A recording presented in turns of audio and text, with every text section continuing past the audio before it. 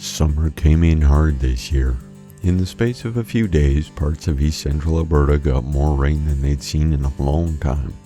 Over 100 millimeters in some places, fields turning into lakes, and a lot of people spent the week running shop vacs in their basements. It wasn't the kind of weather you point a drone into, so we went back to the archive instead, and what we found there turned into something we've been meaning to do for a while. Alberta has a thing, a specific, peculiar thing. Towns across this province have decided, for reasons that range from deeply meaningful to gloriously absurd, to build giant versions of stuff. Enormous things standing in fields and parking lots and alongside highways, daring you to slow down and look. This is Giant Alberta. Hello and welcome to the video. If this is your first time here, my name is Mike. If you've been here before, my name is still Mike, but you would have known that already. If you've driven the Yellowhead east of Edmonton, you've probably seen it before you even knew what you were looking for.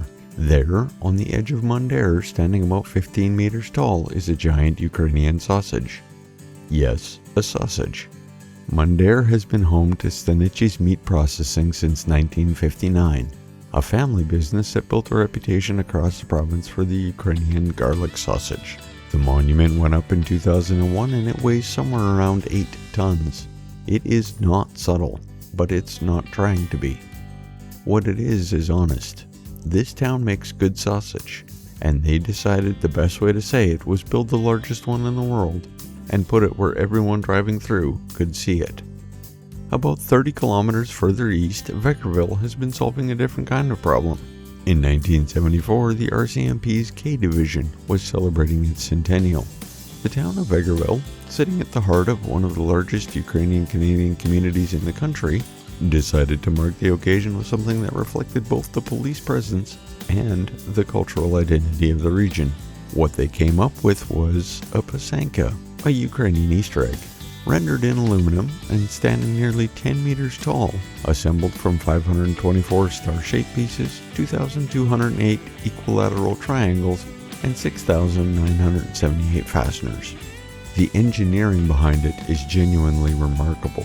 The egg is designed to rotate in the wind like a weather vane, and the geometric pattern covering its surface is a traditional Ukrainian motif with specific symbolic meaning, a design for good luck, warding off evil, and a good harvest. It has been standing since 1975 and has survived decades of prairie weather without complaint.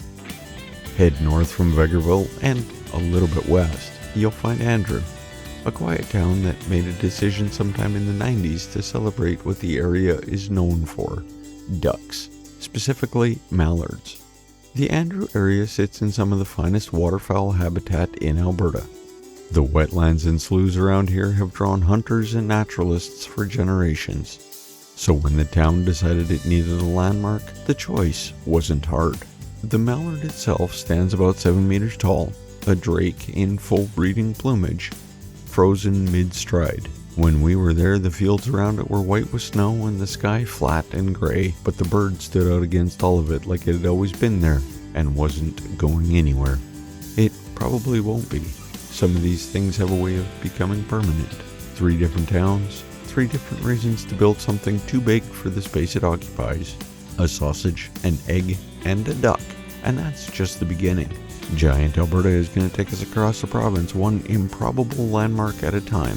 But if you've enjoyed this little journey, give that like button a tap. It's free and oddly satisfying. If you haven't subscribed yet, just know I share a new story every week, weather permitting, of course. Feel free to pass this along to your aunt, your neighbor, or that one friend who still thinks Alberta ends at Calgary.